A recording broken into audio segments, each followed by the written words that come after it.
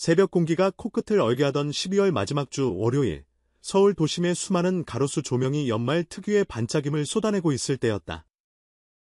오후 9시 5분, 상암DTV 스튜디오 뒤편 주차장에서 촬영을 마친 이찬원이 마지막 인사를 건네며 스태프를 순서대로 포옹하고 있었다. 오늘도 고생 많으셨어요. 퇴근길 차 막힐 테니 다들 따뜻히 입으세요. 익숙하면서도 늘 누군가를 먼저 배려하는 말투. 그는 잠깐 매니저에게 귀 기울이더니 누나, 우리 팀 다 귀가 확인되면 바로 메시지 주세요. 그리고 전 집 근처 편의점에서 간단히 요기하고 들어갈게요. 라고 당부했다. 그날 스케줄은 예정보다 2시간가량 지연됐고 스태프들 얼굴에는 피로감이 가득했다. 그럼에도 이찬원은 습관처럼 마지막까지 현장을 정리하는 막내 FD에게 물 한 병을 건네고서야 승합차에 올라탔다. 밤 10시 15분, 그는 집 앞 편의점에서 컵라면과 단백질 음료, 그리고 매니저가 좋아한다는 꿀호떡을 한 봉지 더 샀다. 녹화 끝나고 바로 저녁도 못 먹었을 텐데 이거라도 챙기세요라는 문자를 남길 요량이었다. 하지만 편의점 진열대 앞에서 매니저에게 보낸 카톡은 깊지 않은 상태로 머물러 있었다. 전화가 늦게 와도 버릇처럼 답을 주던 누나다. 무슨 일이지? 불길한 예감이 가슴을 스쳤지만 그는 일단 차 시동을 걸고 매니저가 사는 아파트 방향으로 핸들을 돌렸다. 불과 3km 남짓. 평소라면 15분이 채 걸리지 않는 거리. 그런데 신호 대기 중이던 10시 37분, 모르는 번호가 뜬다. 아주 대병원 응급실입니다. 보호자 맞으시죠? 휴대폰 너머로 들려온 목소리에 피가 순간 거꾸로 솟았다. 담당 간호사는 교통사고나 낙상은 아닌 듯한 두부타박이 의심된다고 짧게 설명했지만 그 단어들이 귀 뒤에서 울렸다. 머리. 타박. 응급 이찬원은 속력을 줄이고 비상등을 켜며 심호흡을 시도했지만 손이 떨렸다. 그 와중에도 사고 정황을 되뇌었다. 차에서 내리다 뒤에서 누군가 나는 간호사의 말을 재조합하던 중 스산한 단어 하나가 떠올랐다. 사생팬. 몇 달 전부터 매니저에게 집요하게 접근하던 젊은 여성이 있었다.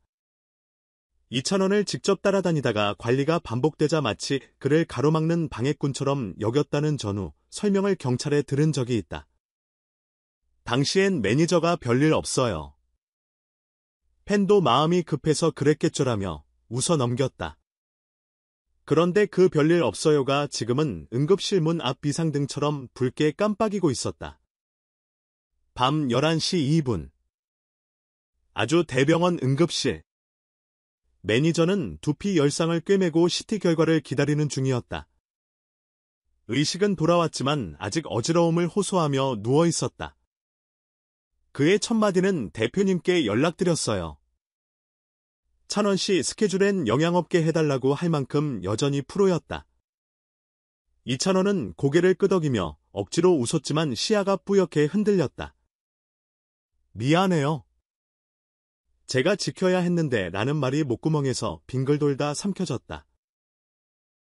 경찰은 곧장 CCTV 분석으로 용의자를 추적했고 새벽 1시 무렵 가양대교 진입로 근처에서 여성 A씨를 검거했다.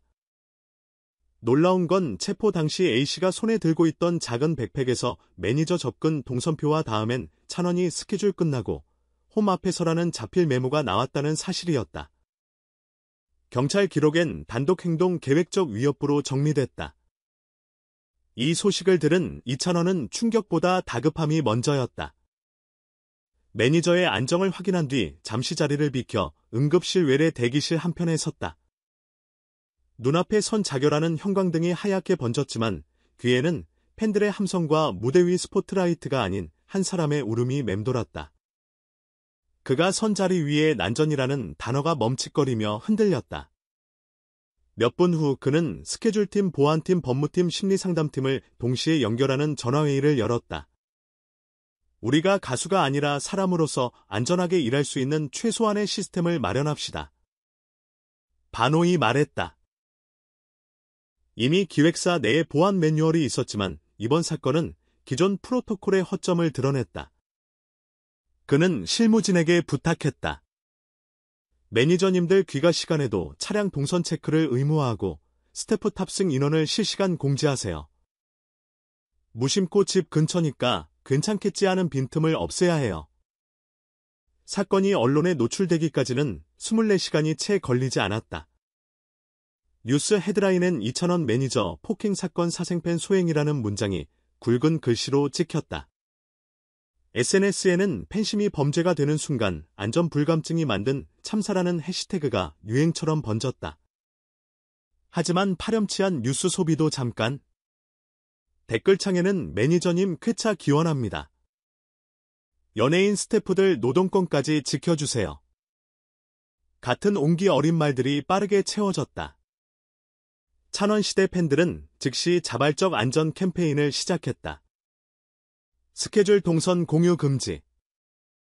사적인 따라다니기 노 스태프도 가족이라는 문구를 담은 디지털 포스터가 팬카페와 인스타 스토리를 가득 메웠다.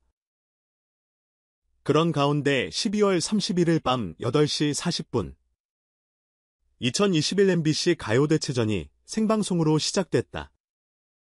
투게더라는 슬로건 아래 K-팝 최정상 그룹과 레전드 트로트 스타들이 한 해를 정리하는 무대였다. 일부 매체는 이찬원 매니저 폭행 사건 여파로 불참 가능성이라는 기사를 썼지만 그는 무대에 섰다. 다만 평소와 달리 귀에 커스텀 모니터를 착용하고 무대 아래에는 이전보다 인원이 늘어난 경우 라인이 배치됐다. 공연 전 리허설에서 그는 제작진에게 말했다. 오늘의 이 스포트라이트는 노래를 듣는 모든 분에게 전해질 위로가 돼야 해요. 저 개인의 걱정이나 두려움이 여기 묻어나선 안 되죠. 리허설 내내 그는 카메라 동선을 점검하면서도 이어 마이크로 매니저에게 컨디션 괜찮다는 짧은 메시지를 날렸다. 병실 침대맡에 놓인 태블릿으로 그 모습이 생중계됐다는 사실을 나중에야 알았다.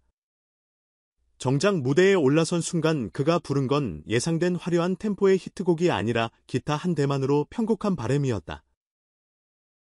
내 손에 잡은 것이 많아서 손이 아픕니다. 담백한 첫 소절이 끝나기도 전에 관객석에선 조용한 환호가 흘렀다. 그는 화려한 조명 대신 무대 위 중앙 정원 형태의 작은 화분들 사이에 서서 노래했다. 안전배려 연대 휴식이라는 글자가 각각 새겨진 흰색 팻말을 어린 시민 합창단이 하나씩 들어 올렸다. 그 짧은 4분 30초. 화려한 불꽃 하나 없이도 무대 뒤에서 지켜보던 동료 가수들이 입을 다물지 못했다. 저 노래 매니저님 회복기원 메시지야. 스태프 무전 너머로 이런 수군거림이 지나갔다. 방송이 끝나자 실시간 검색어 1위엔 이찬원 바램이 올랐다. 누군가가 댓글을 남겼다. 폭풍 속배 한 척이 등대가 되는 방법을 보여준 무대 가요대제전이 끝난 직후 이찬원은 대기실로 돌아가 헐떡이며 옷깃을 풀어헤쳤다. 기자들과 포토월 인터뷰를 마치고 나서야 조금 숨을 골랐다. 그러곤 첫 질문을 던졌다. 매니저님 치료 어떻게 잘 되고 있대요? 스태프가 영상통화를 연결하자 링거줄을 든 매니저가 희미하게 웃었다. 어이구 또 눈물 나려고 하네?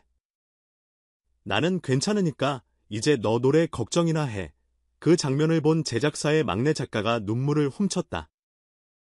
찬원 씨가 왜 영웅인지 알겠다고 그날 이후 소속사는 스태프 세이프라인 24라고 이름 붙인 안전 프로토콜을 전 직군에 적용했다. 숙소, 병원, 집 등 모든 귀갓길 GPS 지원 사생 접근, 경보 시스템 그리고 스태프를 위한 심리케어 한 라인이 새롭게 구축됐다. 어떤 노래든 그 배경에 있는 사람들이 안전하게 숨 쉴 수 있을 때 더 반짝이죠. 그는 이어 가수를 지키는 일은 곧 음악을 지키는 일이라며 이번 사건을 계기로 더 투명하고 선한 팬문화가 자리 잡길 바란다고 전했다. 그가 촬영장을 떠나던 새벽 2시. 서울은 첫눈이 온다는 기상예보를 앞두고 있었다.